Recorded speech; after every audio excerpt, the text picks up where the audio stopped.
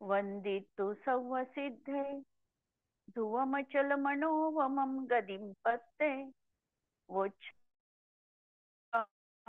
समयपाहुड मिनमोसुध केवली फणिदं नमः समयसाराय स्वानुभूत्या चकासते चिस्वभावाय भावाय सर्वभावांतरच्छिदे अंतिम शासन नायक 1008 भगवान महावीर स्वामी की जय। द्वादशांग श्रुत देवी की जय। स्वाध्याय कक्ष संपेपर्यंत आपणा सर्वांना चतुर्विध आहाराचा त्याग असणार आहे। समयसार ग्रंथ आपण बघतो आहे। सर्व विशुद्ध ज्ञानाधिकार सुरू आहे आणि काल आम्ही जसं बघितलं की आत्मा हा अमूर्तिक आहे आणि देह हा मूर्तिक आहे। या आत्म्याचा आणि देहाचा जो संयोग आहे हा तादात्म्य संबंध नाही। असद्भूत व्यवहारण्याने अनुपचरित असद्भूत व्यवहारण्याने देह आत्म्याचा आहे असं म्हटलं जातं। याचा अर्थ आत्मा हा त्या ठिकाणी त्याच्याशी तन्मय झालेला नाही। शरीराचा संयोग आहे पर्यंत संयोग आहे, त्यानंतर त्याचा वियोग अवश्यपणे होणार आहे आणि ज्याचा वियोग होतो तो आत्म्याचा स्वभाव असू शकत नाही। आणि म्हणून हा बाह्य वेशाला जर महत्वपूर्ण मानत असेल की दिगंबर वेश झाला धारण केला आणि म्हणून आम्हाला मोक्ष झाला असं जर हा एकांताने मानत असेल तर आचार्य सांगतात की वेश हा मुक्तीचं कारण नाही। वेश अपरिहार्य असणार आहे परंतु मुक्तीचं तो साक्षात कारण नाही, सहचर कारण आहे। स्वतःचा शुद्ध वितराग भाव हे मुक्तीचं कारण आहे आणि त्यासोबत त्या भूमिकेमध्ये अवश्यपणे महाव्रतांचं पालन मुनीपणा हा असतोच आणि म्हणून त्याच्यावरही उपचारांनी हा मोक्ष मार्ग आहे हे कथन केल्या जातं। यावरून सिद्धांत आम्हाला हाच घ्यायचा आहे की मोक्ष मार्गामध्ये वितराग भावांची मुख्यता आहे आणि वितराग भाव हा साक्षात मुक्तीचं कारण आहे। एवढं बघितल्यानंतर आता परत गाथा 4 गाथा येणार आहे। 408 ते 402 गाथा येणार आहे। 408 आणि 409 गाथा।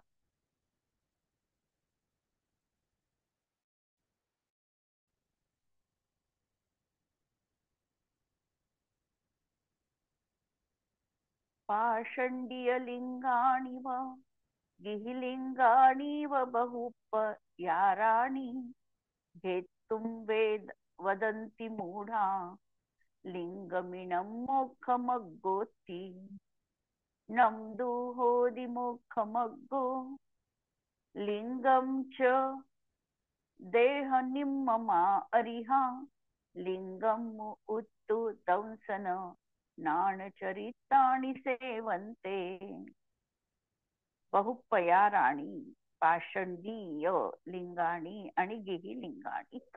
पाषंडी लिंग पाखंडी लिंग हे अनेक प्रकारचे आहे, नानाविध तऱ्हेचं जीवनात आम्हाला दिसून येतो। शरीराला भस्म लावणं, नंतर जटा धारण करणं, वल्कल धारण करणं, अशा तऱ्हेचे अनेक हे पाषंडी वेश भगव वस्त्र धारण करून तिची प्राप्ती होते किंवा स्वतःला साधू म्हणणं, अशा प्रकारच्या नानाविध पाखंडी लिंग आणि गृहींचं लिंग म्हणजे गृहस्थ देखील स्वतःला जर मोक्ष मार्ग मानत असेल की मी घरात आहे पण माझा कोणत्याही गोष्टीवर मोह नाही तर अशी ही गोष्ट संभवू शकत नाही। जर तो घर सुटलं नाहीये त्याचं तर घराप्रती त्याचा निश्चितपणे मोह जीवनात आहेच। म्हणून हे गृहलिंग देखील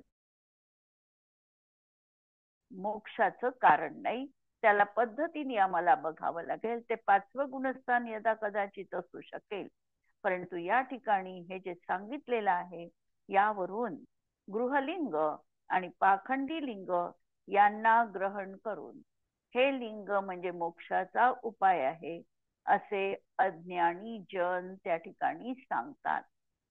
परंतु लिंग हा मोक्षाचा उपाय असू शकत नाही.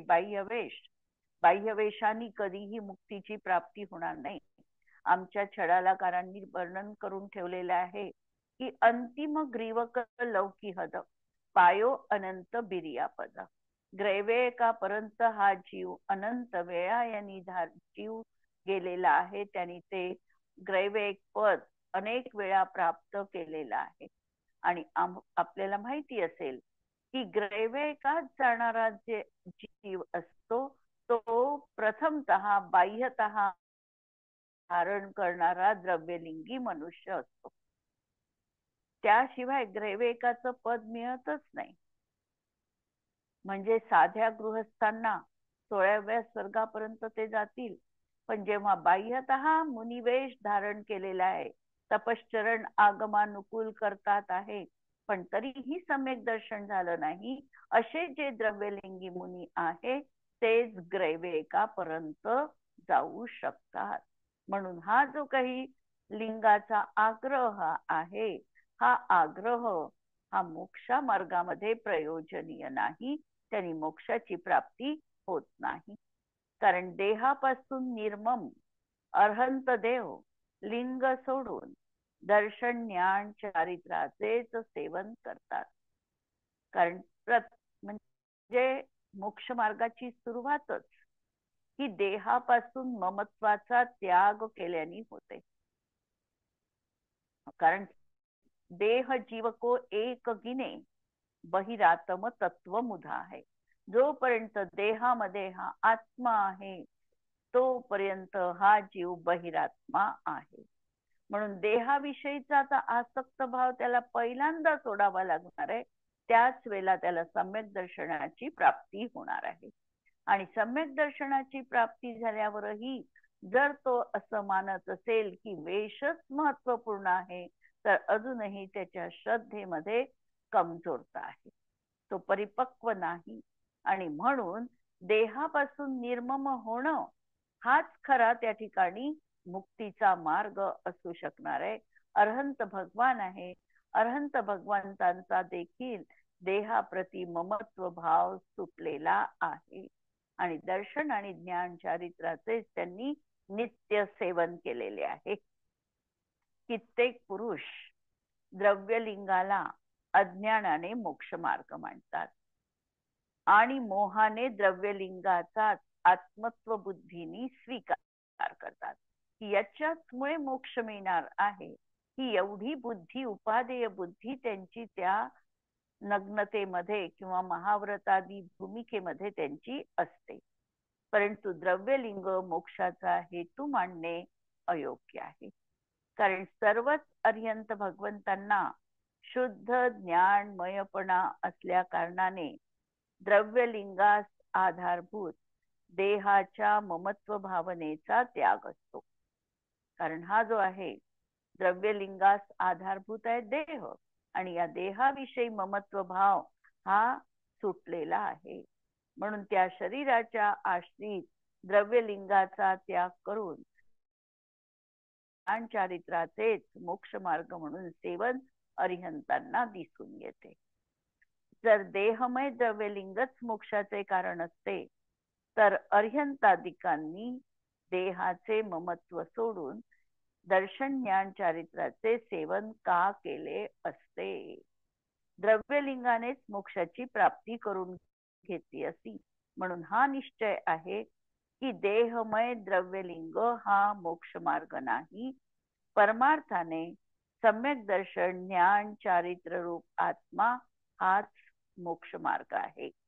ज्यावेळेला आम्ही समाधी शतक या ग्रंथाचा स्वाध्याय करतो त्यावेळेला याच्यामध्ये देखील आम्हाला काही गोष्टी अशा दिसतात की त्याही ठिकाणी आचार्यांनी आम्हाला सजग केला आहे की लिंगम देहाश्रितम दृष्टम देह एवात्मनो भवः न मुंचन्ते भवात तस्मात ये लिंग कृताग्रह.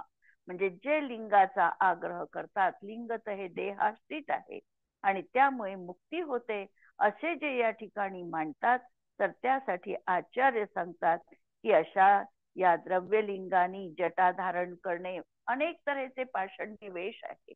या वेशाने देखील मुक्ती जीवनात प्राप्त होणार नाही, कारण अशांची दृष्टी ही देहावरच केंद्रित झालेली आहे आणि देह आत्म्यापासून पृथक आहे आणि म्हणून या देहाचाच जिथे त्याग आहे तेव्हा देहावर धारण केलेल्या अशा या लिंगांचा चिन्हांचा मोक्ष मार्गामध्ये काहीही उपयोग नाही.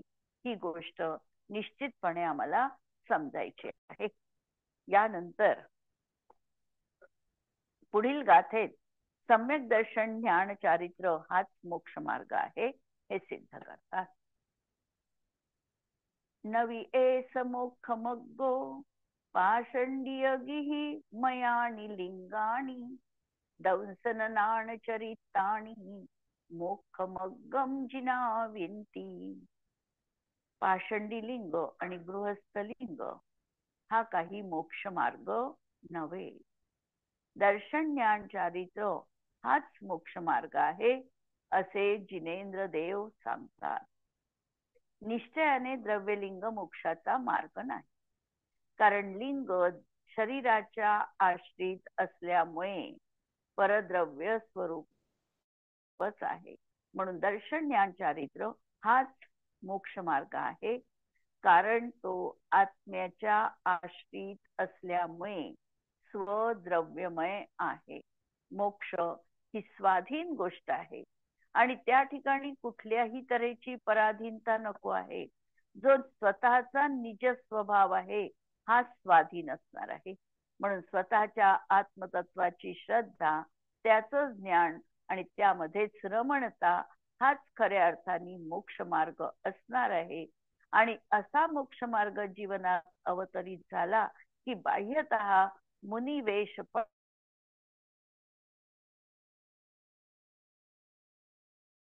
मोक्ष म्हणजे सर्व कर्माच्या अभावरूप आत्म्याची आत्यंतिक शुद्ध अवस्था. जसं तत्वार्थ सूत्रामध्ये सांगितलं की मोह क्षयात ज्ञान दर्शना वर्णांतराय क्षयाश्च केवलम. मोहाचा क्षय झाला आणि त्यानंतर 3 घाती या कर्मांचा नाश झाला आणि नाश केल्यानंतर त्यांनी अरिहंत पदाची प्राप्ती करून घेतली. अरहंत अवस्थेमध्ये आयुच्या काही काळपर्यंत राहिल्यानंतर थोडा काळ अगदी शिल्लक अंतर्मुहूर्त, त्यावेळेला 13व्या गुणस्थानामधून ते 14व्या गुणस्थानात प्रवेश केला.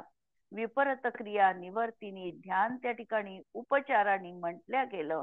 शरीराचे परमाणू आणि आत्मा हा अलग अलग झाला आणि आत्मा पर्यायी मध्ये देखील या सर्व कर्मांपासून सुटला आणि निर्भय अस्तित्व त्याचं प्राप्त झालं. द्रव्यकर्म, भावकर्म आणि नो कर्म हे संपूर्णतः संपलेले आहे. ही आत्म्याची आत्यंतिक शुद्ध अवस्था, यालाच मोक्ष म्हटलं जातं. म्हणून त्याचं कारण देखील आत्म्याचा परिणाम असला पाहिजे. दर्शन ज्ञान चारित्र आत्म्याचे परिणाम असल्यामुळे तेच मोक्षाचा उपाय आहे असे सांगितलेले आहे. तसेच लिंग देहमय आहे. देह हा परद्रव्य स्वरूप पुद्गल द्रव्यमय आहे. म्हणून कोण्याही जीवाला देह हे मोक्षाचं कारण नाही, कारण परमार्थाने एक द्रव्य दुसऱ्या द्रव्याचं काही करत नाही आणि करू शकत नाही, हा असा नियम आहे. यानंतर 411वी गाथा. द्रव्यलिंग मोक्ष कारण नसल्यामुळे असे करावे हे पुढील गाथेत सांगतात. तम्हाजहितुम लिंगे सागार नगार एहिं वागहिदे दंसन नाण चरिते अप्पाणम जुंज मोक्ष पहे. म्हणून सागार गृहस्थ किंवा अनगार श्रमण यांनी स्वीकृत लिंग सोडून आपल्या आत्म्याला दर्शन ज्ञान मध्ये जोडावे हा गुरूंचा उपदेश आहे. जुंज हा युष्क्ष्व हा शब्द वापरलेला आहे. अशा तऱ्हेने त्यांनी आत्म्याला मोक्ष मार्गामध्ये जोडावं. ज्या अर्थी द्रव्यलिंग मोक्ष मार्ग नाही त्या अर्थी संपूर्ण द्रव्यलिंग सोडून दर्शन ज्ञान चारित्र्यामध्ये आत्म्याला उपयुक्त स्थिर करा, कारण हाच मोक्ष मार्ग आहे असा सूत्राचा उपदेश आहे. येथे द्रव्यलिंग सोडून दर्शन चारित्र्यामध्ये तल्लीन होण्यास सांगितले आहे. हे सामान्य परमार्थ वचन आहे. ते सामान्यांनी सांगितलं, द्रव्यलिंग सोडा आणि दर्शन ज्ञान चारित्र्यामध्ये स्थित राहा. जर कुणी असे समजेल की मुनी आणि श्रावकांच्या व्रताचा त्याग करण्याचा हा उपदेश आहे, तर तसे मात्र मुळीच नाही. मग या ठिकाणी द्रव्यलिंग सोडायचं सांगितलं, म्हणून व्रताला देखील आम्हाला सोडायचं आहे. गृहस्थांची जी अनुव्रत किंवा शिक्षाव्रत, गुणव्रत आणि मुनींची जी महाव्रत, समिती किंवा गुप्तीरूप 13 प्रकारचं चारित्र, याला सोडण्यासाठी हा उपदेश नाही. सोडायचं काय आणि सोडायचं कसं आणि त्याचा क्रम कसा, या संबंधामध्ये देखील आम्हाला लक्षात घ्यावं लागणार आहे. आचार्य पूज्यपाद स्वामींनी समाधी शतक मध्ये याही संबंधामध्ये खूप विस्तृत आणि सुंदर असं विवेचन केलेलं आहे. अव्रतानि परित्यज्य व्रतेषु परिनिष्ठितः त्यजेत्यान अपि संप्राप्य परमं पदमात्मनः. पहिल्यांदा त्यांनी क्रम सांगितला की अव्रतानि परित्यज्य. तू पहिल्यांदा तर जीवनामध्ये अव्रत सोडून दे. तुझी जी 5 पापांमध्ये प्रवृत्ती आहे त्याला तू सोडून प्रथमतः व्रतम आदाय तू व्रत ग्रहण कर. अव्रतानि परित्यज्य व्रतेषु परिनिष्ठितः. तू व्रतामध्ये निष्ठा बन, निष्ठा ठेव आणि त्यामध्ये अडीगपणे तू त्या व्रतांना धारण करून ठेव. आणि त्यजेत त्यान अपि संप्राप्य, आणि ते देखील सुटणार आहे. कधी? तर परमम पदमात्मनः. ज्या वेळेला परमपदाची आत्म्याला प्राप्ती होईल त्यावेळेला ही व्रत तुझ्या जीवनात काहीही महत्वपूर्ण नाही, कारण त्याचं फल तुला प्राप्त झालेलं आहे. फल प्राप्त झाल्यानंतर व्रत सहज जीवनात सुटणार आहे आणि हा आत्मा आपल्या ज्ञान स्वरूपामध्ये तल्लीन होणार आहे. म्हणून अशा तऱ्हेने हा क्रम पूज्यपाद आचार्यांनी समाधी शतक मध्ये ठेवला. समाधी शतक मधले एक श्लोक आणि या ठिकाणी हा समयसारच्या या गाथा आम्हाला खूप सिमिलर वाटतात आणि त्याची तुलना करण्याचा मोह या ठिकाणी मलाही झाला. म्हणून त्या ठिकाणी परत समाधी शतक मध्ये आचार्य सांगतात आहे, अव्रती व्रत मादाय. अव्रतीनी काय केलं पाहिजे? जीवनभर अव्रतात आम्हाला आमचं आयुष्य घालवायचं नाही. आमच्या आयुष्यात आम्हाला जेवढे शक्य असतील त्या प्रमाणामध्ये व्रत ग्रहण करायचे आहे, कारण व्रत आमचा स्वभाव आहे, संयम आमचा स्वभाव आहे आणि असंयम आमचा विभाव आहे. मग आम्ही स्वभावात राहायचं असेल तर आम्हाला आमच्या मनाला नियमित करावं लागेल, नियंत्रणात ठेवावं लागेल. आमच्या इंद्रियांना देखील आम्हाला नियंत्रित करावं लागेल. म्हणून अव्रती व्रतमादाय. व्रती ज्ञानपरायण. व्रतीनी ज्ञानपरायण व्हायला पाहिजे. ज्ञानाची व्रत आराधन व्रत स्वीकार करून निरंतर अभीक्ष्ण ज्ञानोपयोगाची भूमिका जीवनात त्याला स्वीकारायची आहे. की माझा एक क्षण देखील या ज्ञान आराधनेशिवाय व्यर्थ जाऊ नये. एक क्षण देखील मी संयमा व्यतिरिक्त राहू नये. कोणत्या ना कोणत्या एका नियमात तरी आम्ही 24ही घंटे राहायला पाहिजे. समजा आम्ही सकाळचं जेवण केलं, त्यानंतर संयम धारण केला. कोणता? 2 वाजेपर्यंत मला सगळ्या खाद्याचा त्याग आहे. पेयाचं नका घेऊ, पण खाद्याचा तर खाद्यपदार्थांचा घेऊ शकतो. तर तेवढा आम्ही त्याग घेतला. त्यानंतर आमचं थोडंसं खाणं पिणं झाल्यानंतर परत आम्ही व्रत घेऊ शकतो. व्रत म्हणजे नियमात बंदिस्त स्वतःला करून घ्यायचं, की संध्याकाळी 5 वाजेपर्यंत मला आता परत सगळ्याचा त्याग. संध्याकाळचं जेवण झाल्यानंतर आम्हाला परत आम्ही 10 वाजेपर्यंत जेवत नसू, तर 10 वाजेपर्यंत आम्हाला उद्या सकाळी जेवणाचा त्याग. आता पहा, वैज्ञानिक देखील आम्हाला ही गोष्ट सांगतात आहे, की तुम्ही फास्टिंग करा आणि 16 तासाचं किंवा 12 तासाचं जर फास्टिंग जीवनात असेल, तर तुमची तब्येत एकदम व्यवस्थित राहते. म्हणजे आमचा जैन धर्म किती वैज्ञानिक होता हे यावरून सुद्धा आज आम्हाला सिद्ध करता येतं, की आमच्या नियमांचं सूर्यास्तानंतर खाऊ नका. विज्ञान देखील आज आम्हाला हे सांगत आहे. तर या सगळ्या गोष्टींनी आम्ही व्रत धारण करणं केले पाहिजे आणि ज्ञानपरायण आणि व्रत धारण करून ज्ञान आराधना जीवनात करायची आहे. आणि परात्म ज्ञान संपन्न परात्मा पूर्ण आत्मतत्वाविषयीच ज्ञान जीवनामध्ये करून घेऊन स्वयमेव परो भवे, मी स्वयं परमात्मा स्वरूप बनणार आहे. आणि ज्या वेळेला हा परमात्मा स्वरूप बनणार आहे त्यावेळेला व्रताचा परत प्रश्न नाही, कारण तो आत्मस्वरूपात आता अनंत काल पर्यंत ती एक अतिंद्रिय आनंदाची अनुभूती त्याच्या जीवनामध्ये राहणार आहे. याही ठिकाणी हेच सांगितलेलं आहे, की जर कुणी असे समजेल की मुनी किंवा श्रावकांचा व्रतांचा त्याग करण्याचा उपदेश आहे, तर असे मात्र मुळीच नाही.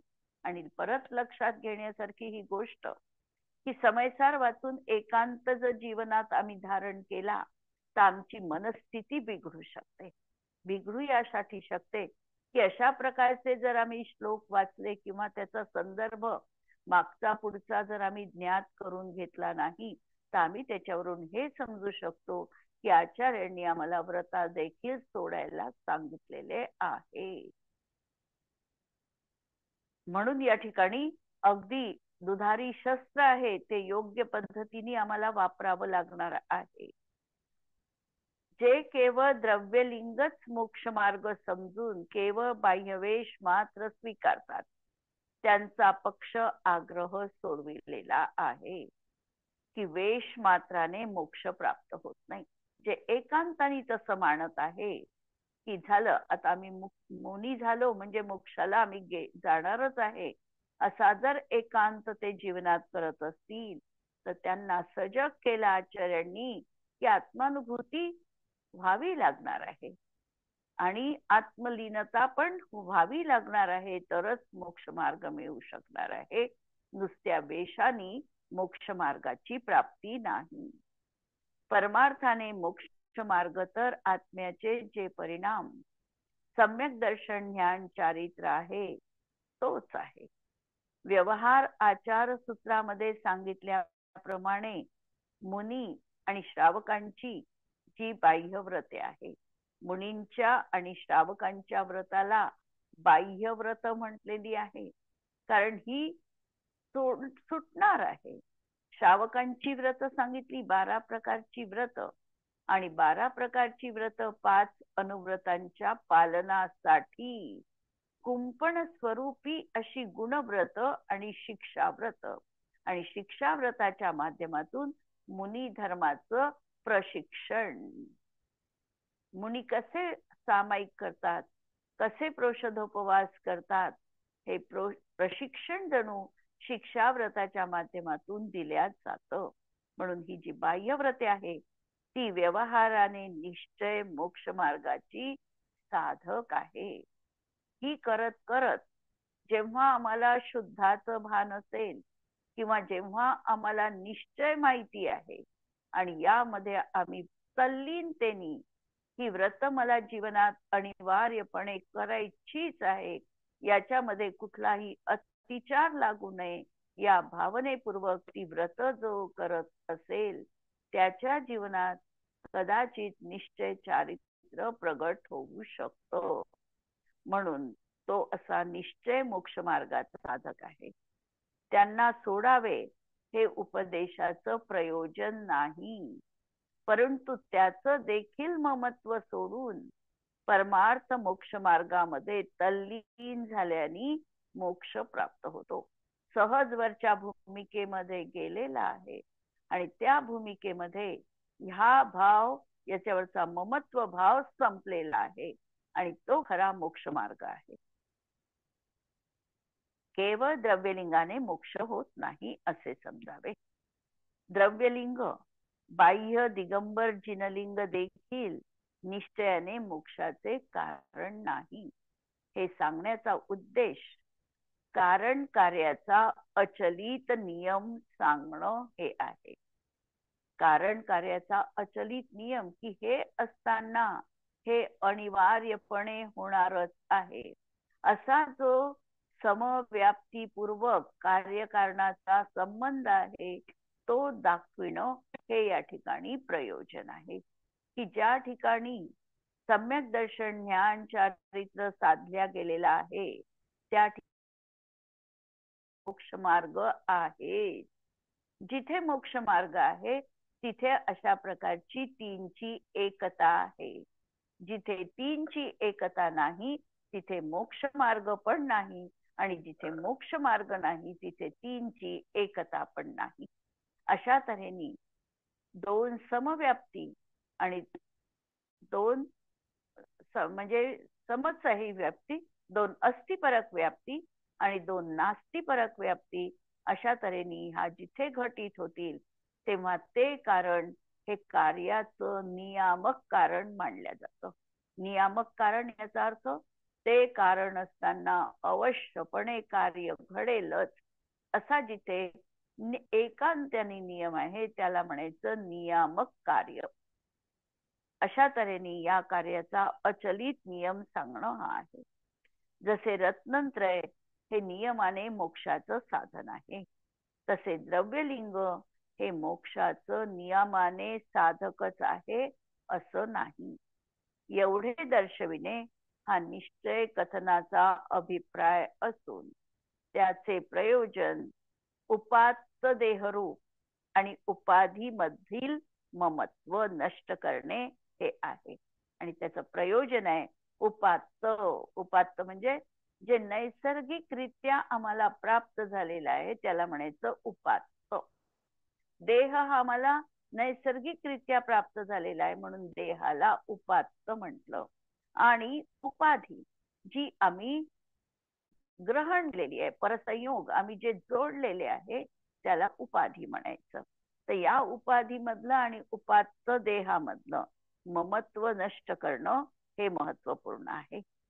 लिंग मोक्ष साधन मानून आधारभूत देहासंबंधी अभिप्रायामध्ये ममत्व ठेवू नये. याचा अर्थ जिनलिंग स्वीकारल्या विना मोक्ष होतो असा सुचविण्याचा आशय नाही. रत्नत्रयाची पूर्णता किंवा शुद्धोपयोग रूप विशुद्धता ही तर नियमानी जिनलिंग असतानाच होते. बाह्यतः मात्र जिनलिंग असताना अंतरंग विशुद्धी असलीच पाहिजे असा नियम नाही. रत्नत्रय आहे खऱ्या अर्थाने त्या ठिकाणी बाह्य अशा प्रकारचा दिगंबर वेश नियमानी आहे. पण जो जो दिगंबर वेशधारी आहे तो मोक्ष मार्गी असेलच असा मात्र आम्ही नियामक कारण याला लावता येत नाही. आणि म्हणून अंतरंग विशुद्धी ही पूर्ण आहे.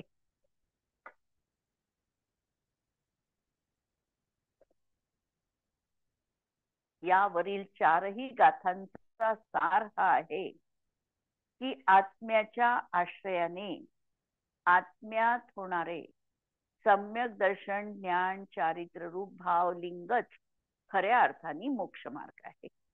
शरीर नग्नता महाव्रतादी शुभ भाव द्रव्यलिंग हा मोक्ष मार्ग नाही, पण भावलिंगासोबत हे अनिवार्य रूपाने सहचर असतातच, म्हणून त्यांनाही उपचाराने मोक्ष मार्ग म्हटल्या जातं. कारण अनेक प्रकारची असतात. काही कारण असं असतात की जे झाल्याशिवाय कार्य होत नाही, पण ते असताना मात्र कार्य होईलही किंवा होणारही नाही, असे कारण असतात. म्हणजे मुनीपणा दिगंबर वेश धारण केल्याशिवाय मोक्ष होणारच नाही, पण जो जो दिगंबर बनेल तो तो सर्वच मोक्षाला जाईल असा मात्र नियम नाही. काही कारण असे असतात की मुख्यतेने असेल तर कार्य होते, पण नसले तरीही कार्य झालेले आम्हाला दिसून येते. उदाहरणार्थ अनशनादी बाह्य तप मोक्षाचं साधन म्हटल्या जातं, परंतु भरतासारखे काही मुनी असे आहे की ज्यांना अशा प्रकारचं व्रताचरण करावंच लागलं नाही आणि तरीही त्यांना मोक्षाची प्राप्ती घडली.